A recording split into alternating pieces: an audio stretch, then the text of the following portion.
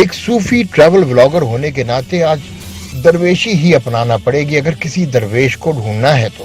تاریخ پر جب نظر ڈالتے ہیں تو واریئرز اور پولی میتھ جن کو بہت سارے علوم پہ دسترس حاصل ہوتی ہے ان سب کے پیچھے ایک صوفی نظر آتا ہے۔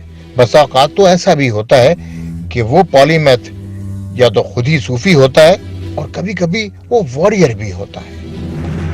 آج کے ڈیجیٹل دور میں پڑھنا لکھنا شاید بہت آسان ہے، لیکن جب میں البیرونی کے بارے میں سوچتا ہوں تو عقل دنگ رہ جاتی ہے۔ البیرونی نے ایکسٹینسو ٹریولنگ کی، کتابوں کو نہ صرف پڑھا بلکہ ان کو محسوس بھی کیا۔ شاید یہی وجہ تھی کہ بر صغیر پاک و ہند کے طول و عرض میں البیرونی نے بے انتہا مسافت طے کی۔ اگر ہند کی تاریخ کی بات کریں تو کتاب ہند ایک ایسی مفصل کتاب ہے جو کہ اس وقت کے ہندوستان کی سماجی، ثقافتی اور تاریخ کی آئینہ دار البیرونی کی تصنیف ہے۔ آج بھی کتاب ہند پر بے پناہ ریسرچ کی جا رہی ہے۔ ایک مسلمان میتھمیٹیشین، فلاسفر اور سائنٹسٹ کی ہندوستان کی تاریخ پر اتنی گہری نظر، اس کی مماثلت شاید دنیا بھر میں کہیں نہیں۔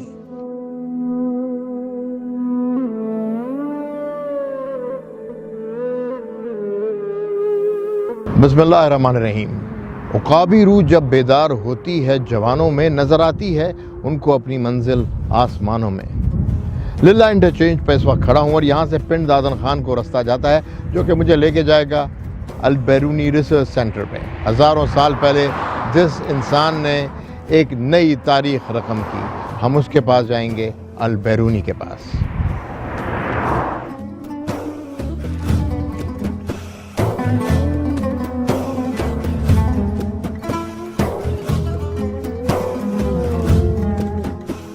للہ انٹرچینج کو ہم نے کراس کر کے اب ہم چل پڑے ہیں نندنا فورٹ کی طرف۔ نندنا فورٹ پنڈ دادن خان سے قریب ہے اور وہیں پہ موجود ہے البیرونی ریسرچ سینٹر جہاں پہ اس نے زمین کا ریڈیس ناپا تھا۔ البیرونی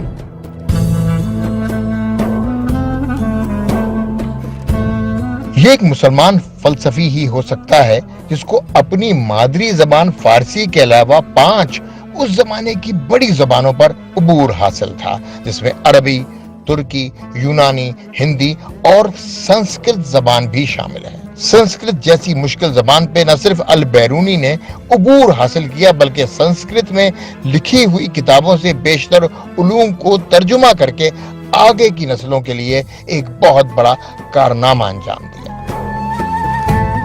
کہتے ہیں کہ البیرونی کے ہاتھ سے قلم کبھی الگ نہیں ہوتا تھا، اور شاید ایسی علمی جستجو کی بات حضور پاک صلی اللہ علیہ وآلہ وسلم نے بھی فرمائی، جب علم حاصل کرنا ہو تو چین تک جاؤ۔ تو 1 گھنٹہ ایک پہاڑ پہ کلرکار کے چڑھنے کے بعد میں تقریباً پہنچ گیا ہوں۔ پیچھے میرے وہ یادگار عظیم الشان ریسرچ سینٹر ہے جہاں پہ البیرونی نے زمین کا قطر ناپا، جہاں پراپر راستہ بنا دیا گیا ہے، اس کے باوجود 1 گھنٹہ لگتا ہے پہنچنے میں۔ تھینکس ٹو عمران خان جس نے یہ میننگ فل ٹورزم کے کانسیپٹ کو سمجھ کے آج ہم کو توفیق دی کہ ہم یہاں پر موجود ہیں، اور اس عظیم الشان درسگاہ، میں اس کو درسگاہ کہوں گا کیونکہ یہ ایک طرح کا موٹیویشن ہوگا ینگسٹرز کے لیے۔ if Albiruni could do it 1000 years back in this area, anybody can do it. Where there is a will, there is a way. آگے چلتے ہیں، البیرونی کی پوری کہانی سنائیں گے آپ کو۔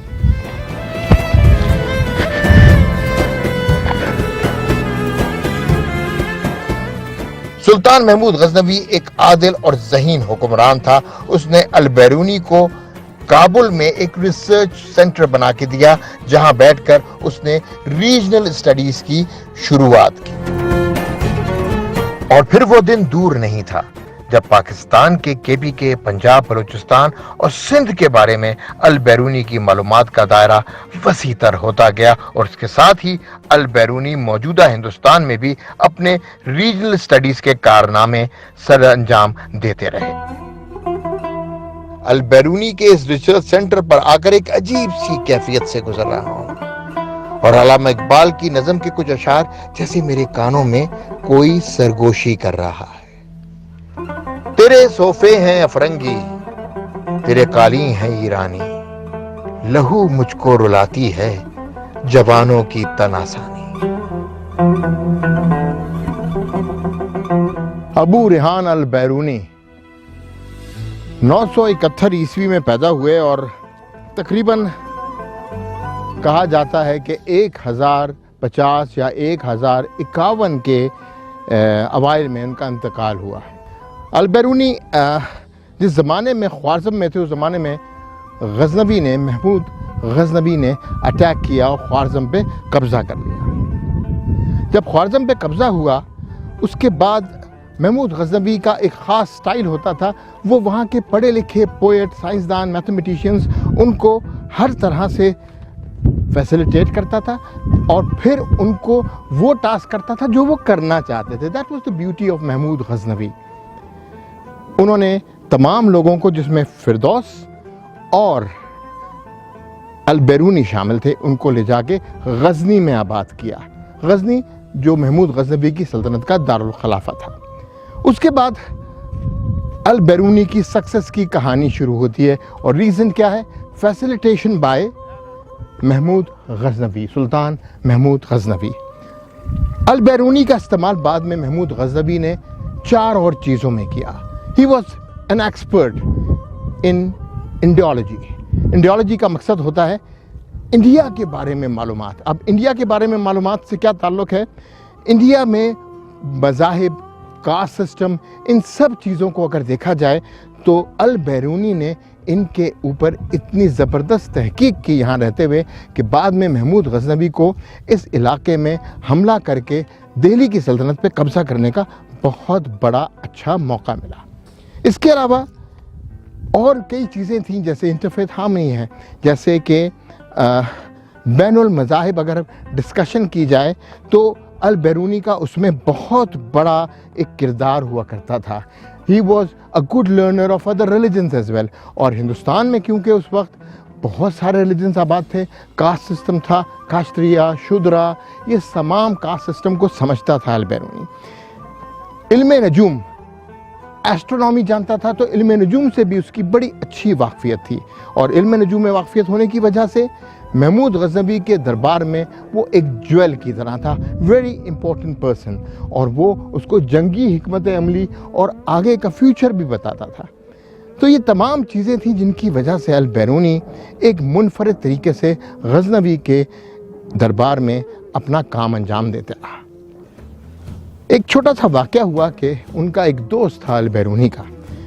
البیرونی کے وہ دوست جو تھے، وہ البیرونی کے موت کے قریب ان سے ان کی ملاقات ہوئی، وہ ان کی تیمارداری کرنے آئے۔ جب وہ ان کی تیمارداری کرنے آئے تو یہ تقریباً 1049 کا واقعہ ہے۔ انہوں نے، البیرونی نے ان سے کہا کہ ایک میتھمیٹکس کی پرابلم تھی جو تم مجھے بتایا کرتے تھے، وہ مجھے تم دوبارہ بتاؤ۔ اب جسٹ امیجن، ایک دوست اپنے دوست کے پاس آیا ہے، البیرونی کے پاس، جو کہ قریب المرگ ہے۔ اس نے جواب نہیں دیا کہ شاید یہ موقع نہیں ہے اس وقت بات کرنے کا، لیکن البیرونی نے انسسٹ کیا کہ پلیز مجھے بتاؤ، کیونکہ میں جاہل مرنا نہیں چاہتا۔ وہ پوری میتھمیٹکس کی پرابلم کنوے کی، اور اس کے بعد اس کو گراسپ کر کے البیرونی نے اچھی طرح سمجھ کے moments after he died, Al Biruni had the expertise of Indology. India کے پورے فیبرک کو وہ سمجھتا تھا، اور یہی وہ سب سے بڑا ریزن بنا محمود غزنوی کا 44 ایئرز کی ایج میں وہ ان کو یہاں پر لے کر آ گیا انڈیا میں۔ اور پھر انڈیا میں آ کے ایز یوزول ایک سائنسدان اور ایک میتھمیٹیشین، ایک پڑھا لکھا بندہ کیا مانگ سکتا ہے؟ اسکالرشپ، اور یہی ابو ریحان البیرونی نے غزنوی سے مانگا، فیسیلیٹیٹ کریں اور مجھے کام کرنے دیں، مجھے دنیا کے لیے نئی نئی تھیوریز بنانے دیں۔ اور اسی کے بعد یہاں کلر کہار میں پاکستان میں 4 سے 5 سال وہ رہا، اور یہاں پر زمین کا قطر نہ پا۔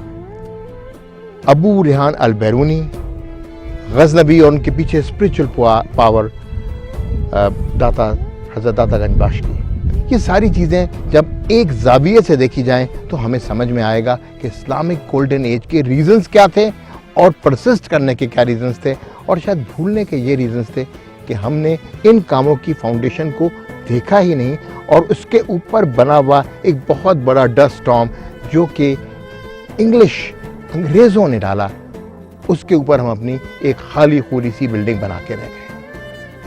ہمیں پریزنٹ کو اچھا کرنے کے لیے پاسٹ سے سیکھنا ہوگا، فیوچر ول بی گریٹ۔ انسنی باتیں، جواد رضا۔